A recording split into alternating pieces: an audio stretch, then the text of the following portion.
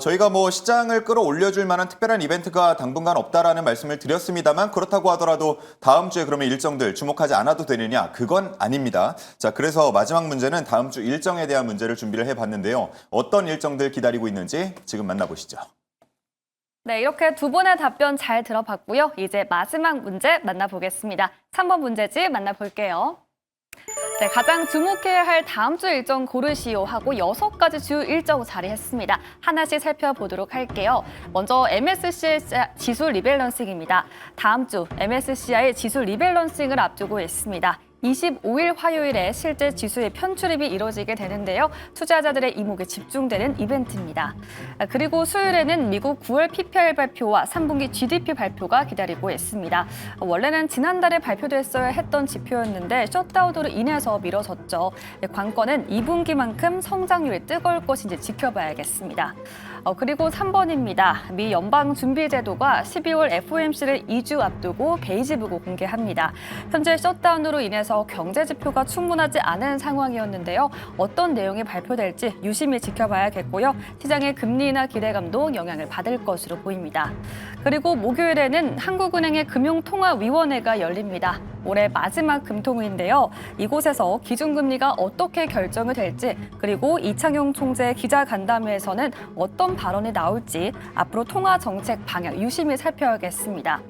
그리고 5번은 미국 블랙 프라이데이입니다. 다음 주 금요일부터 미국에서 블랙 프라이데이가 시작됩니다. 본격적인 미국 쇼핑 시즌이 시작되는 건데요. 물가 상승과 셧다운 여파가 이번 블랙 프라이데이에 영향을 미칠지 지켜봐야겠습니다. 그리고 마지막입니다. 누리호 4차 발사가 일주일도 채 남지 않았습니다. 현재 모든 조립이 완료가 됐고 이제 최종 점검에 들어서는데요. 목요일 새벽에 발사될 예정입니다. 역사상 처음으로 민간 기술 이전과 새벽 발사를 시도하는 만큼 우주를 향한 힘찬 도전이 시작될 예정입니다. 네, 이렇게 다음 주 주요 일정들 살펴봤습니다. 이 안에서 가장 주목해야 할 일정은 무엇일까요? 마지막 주식남녀의 선택 보드를 들어주시죠. 네, 이렇게 6가지 일정이 제시됐습니다. 내용들 보시면 알겠지만 평소 같으면 굉장히 주목을 많이 받았을 만한 일정들이 쭉 제시가 됐고요. 과연 두 분께서는 어떤 부분을 더 주목하자고 말씀하실지 한번 답변을 확인해 보도록 하겠습니다. 보드 들어주시죠. 자, 우리 이 대표님은 2번, 3번, 4번 이렇게 3가지를 적어주셨고 그리고 계속해서 강조를 해주고 계신 비트코인의 움직임을 다음 주 내내 이번 주말 포함해서 지금부터 포함해서 주목을 해보자. 그리고 밑에는 엔비디아도 살짝 적어주셨습니다. 자, 이번에는 이 테이버 전문가 얘기를 좀 먼저 들어볼까요?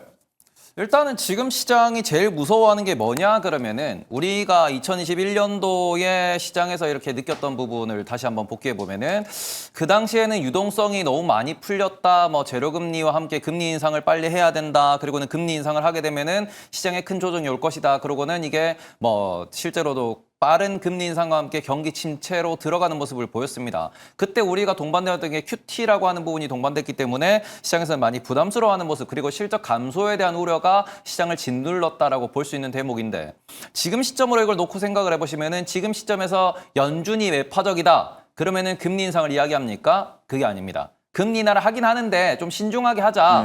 그리고는 지금 11월 말까지 진행했던 QT를 종료하겠다. 그리고는 시장에서 계속 QT 종료하면 QE 해주세요. QE 해주세요. 그러니까 그것도 신중하게 해야 된다. 대신에 우리가 사모펀드 시장의 사모대출 시장에 대해서 채권 시장을 계속 눈여겨보고 있으니 터지면 개입할게.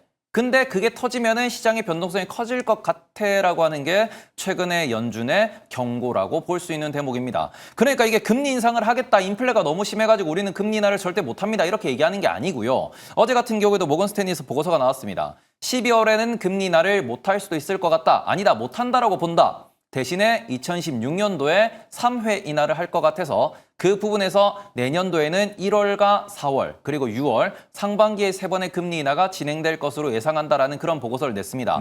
말 그대로 모건 스탠리는 지금부터 퐁당 금리 인하 안 하고 안 하고 하는 걸로 6번 동안 3번 인하를 전망하는 보고서를 냈다라고 보실 수 있는 대목인데 지금 금리 인하 사이클이 완전히 멈춘 것도 아닌 상황이고요. 그러고는 유동성을 계속해서 축소하다가 그 축소하는 거를 멈추고 그리고는 시장의 유동성이 많이 부족하다라는 이야기가 나오니까 문제가 생기면 돈을 풀겠다라는 이야기도 하고 어느 정도 뉘앙스를 풍기는 그런 연준위원들도 존재하는 상황입니다. 그러니까 여기서 우리가 돈 맥경화, 돈이 터진다, 뭔가 유동성이 터진다 이게 아니고 단기적으로 지금 뭔가 시장의 톱니바퀴들이 애매하게 지금 모여있는 상황에서 코인 시장 보니까 어디가 터진 거 아니야? 어딘가가 터지면은 이거 단기 급락을 할 것 같은데 그럼 내가 그때를 기회 삼아서 매수를 누르고 싶은데 그게 어디야? 그게 언제야? 라는 관점으로 시장을 접근하고 있는 것이지 내년도에 AI 관련돼서 반도체 관련돼 가지고 경기 침체가 오고 투자가 줄어들고 실적이 안 나올 것 같아요 라는 부분은 그 누구도 이야기하지 않고 있습니다. 그렇기 때문에 선반영돼서 비싸서 부담스럽던 시장에 대해 가지고 뭔가 이제 이슈가 나오는 거예요. 금 같은 경우도 4,400불을 갔다가 4,000불로 밀렸고 그리고는 비트코인 같은 경우에도 계속 랠리를 뿜다가 이게 고점에서 20% 30% 하락하다 보니까 좀 조정의 타이밍, 쉬어가는 타이밍인가 보다라는 이야기를 하고 있는 상황입니다. 그렇기 때문에 이 부분에 있어가지고 지금 제가 앞서서도 톱니를 말씀을 드렸지만 시장에서는 지금 비트코인에 주목을 하고 있고 그리고는 연준에 주목을 하고 있습니다. 그래서 매파적인 뭔가 금리 인하를 중단할 수도 있을 것 같다는 그는 기조에 대해서 이야기하고 있지만 큰 그림은 여전히 금리 인하를 지속할 수 있는 상황이고요. 비트코인 같은 경우에도 저점을 확인하고 반등하고 난 이후에는 다시 한번 심리적으로 개선되는 모습을 보일 수 있기 때문에 그 포인트를 지금 시장이 찾고 있다라고 보실 수 있는 대목입니다. 실적에 대해서는 그 누구도 걱정하지 않아요. 그리고는 우리가 이제 가장 큰 이슈 중에 하나가 있는데 최근에 셧다운 이후에 우리가 셧다운 기간 동안 미국에서 큰 이벤트가 있었습니다. 뭐냐 그러면은 선거가 있었죠.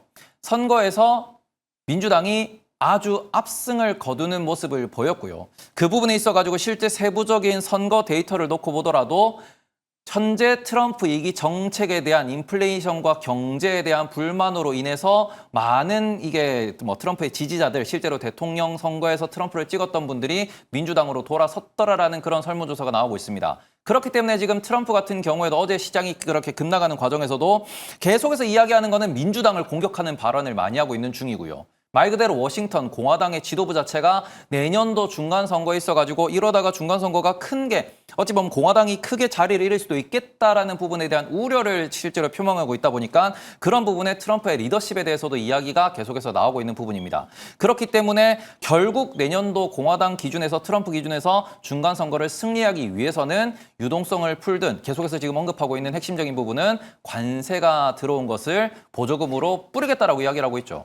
돈을 풀어가지고라도 표를 사겠다. 그래서 경기를 단기적으로 부양을 하겠다라는 정책을 계속해서 이야기하는 이유 자체도 뭐냐 그러면은 내년도에 중간선거에서 이기고 싶은 거거든요.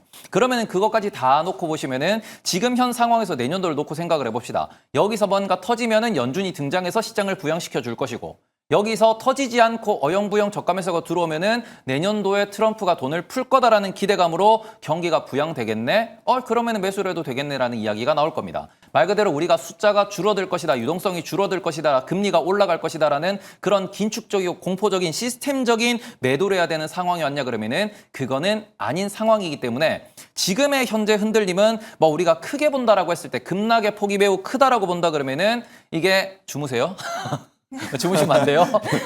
네, 일단은 말씀할 기회는 주실 거죠? 일단 요것만 말씀드리고요. 걱정하고 있었습니다. 지금 여기서 아주 어찌 보면은 크게 급락한다 그러면은 우리가 작년 8월에 엔캐리 트레이드에 있어가지고 이게 한 달 동안 거의 20% 이상 하락하는 모습, 30% 이상 하락하는 모습을 보였습니다. 그게 지금 우리가 생각할 수 있는 가장 심각한 시나리오가 될 것이고요. 그리고 우리가 여기서 좀 더 스무스한 시나리오를 생각한다라고 하면은 2025년 1월, 2월에 있었던 딥시크로 인한 흔들림. 그 정도 수준으로 볼 수 있는 거고 지금은 충분히 비트코인이 터질 수도 있을 것 같아.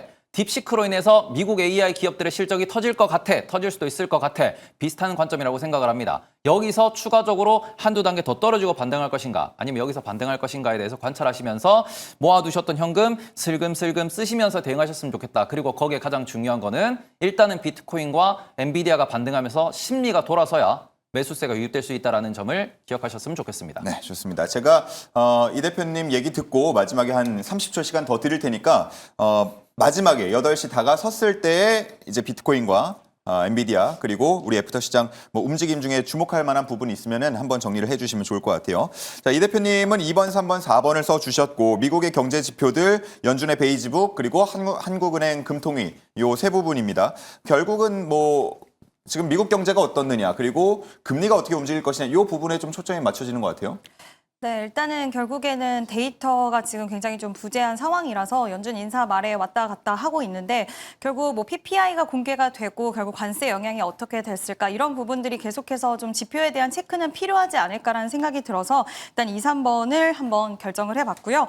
일단 뭐 물가에 대한 부분도 그렇고 지난번에 이제 트럼프 대통령이 3분기 GDP 생각보다 잘 나올 것이다라는 발언도 했기 때문에 이런 부분들도 한번 지켜봐야 되지 않을까라는 생각이 들었고 일단 어제 나온 공보사가 9월이기 때문에 너무 애매하고 해석에 있어서도 좀 애매하게 나왔어요. 이게 그래서 시장에서는 이제 FOMC 이후에 고용 보고서가 제대로도 발표가 되기 때문에 지금 그러니까 해결을 해야 되는 과제라고 해야 될까요? 해결해야 되는 과제가 있고 이 부분이 해결이 돼야지 시장이 다시 한번 방향성을 명확히 찾을 수 있기 때문에 그 해결해 나가는 과제 속에서 결국엔 중요한 거는 이런 지표들이기 때문에 중요하다라고 써놨고요. 그리고 한은의 금통위 같은 경우에는 이번에 금리 동결이 될 것 같기는 한데 이창용 총재가 그때 외신의 인터뷰에서 금리 인상까지도 혹시라도 가능할 수 있지 않을까라는 그런 스탠스의 발언을 했기 때문에 그때 국고채 금리가 갑자기 팍 튀어오르는 모습 들도 보여줬거든요.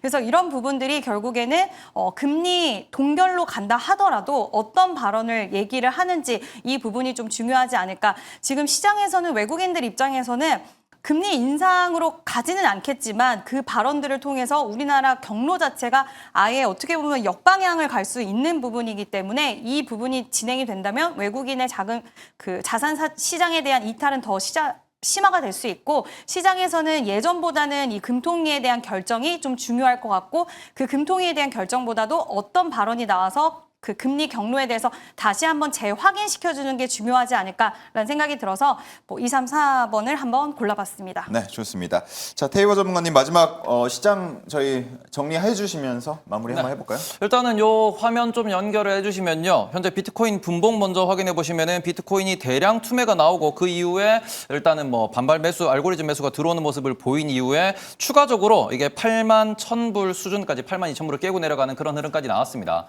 그런 여기서 살짝 반등을 하고 있는데 이 부분에서 지금 보시면은 이제 반도체 지수도 같은 움직임을 보이고 있고 그리고 엔비디아 역시도 같은 움직임을 보이고 있다라는 점. 그렇기 때문에 결국에는 지금 심리 지표, 심리를 선행하는 지표는 비트코인 차트라는 점을 보셨으면 좋겠고 오늘 장중 내내 엔비디아와 비트코인 차트에 대한 수급적인 움직임 그리고는 뭐 길게 보셨을 때 월요일 아침에 시장을 확인하실 때 우리가 월요일 새벽 6시, 월요일 아침 7시 그때 보셨을 때 비트코인 요게 지금 시봉 차트입니다. 시봉 차트 기준으로 현재 요 굵직한 선, 200선 기준으로 최근에 이렇게 계속 저항선으로 작동했던 이 선을 기준으로 보시면은 여기가 지금 9만 달러 초중반대가 나옵니다. 그러니까 우리가 월요일 아침에 눈을 떴을 때 비트코인이 9만 달러 위로 올라와 있다라고 하면은 다음 주 우리나라 시장 괜찮아질 가능성이 매우 높다라고 보실 수 있는 대목이고 월요일까지도 계속해서 비트코인이 8만 달러 중반 혹은 8만 달러 초반 혹은 7만 달러까지 내려가 있는 상황이 온다 그러면은 다음 주에도 우리나라가 좀 많이 공포에 질릴 것이고 다음 주에 우리나라에서 반대 매매 이슈가 크게 터져나올 수 있다는 점, 그 점을 놓고 주말 사이에 코인 차트 열심히 확인해 보셨으면 좋겠습니다. 네, 좋습니다.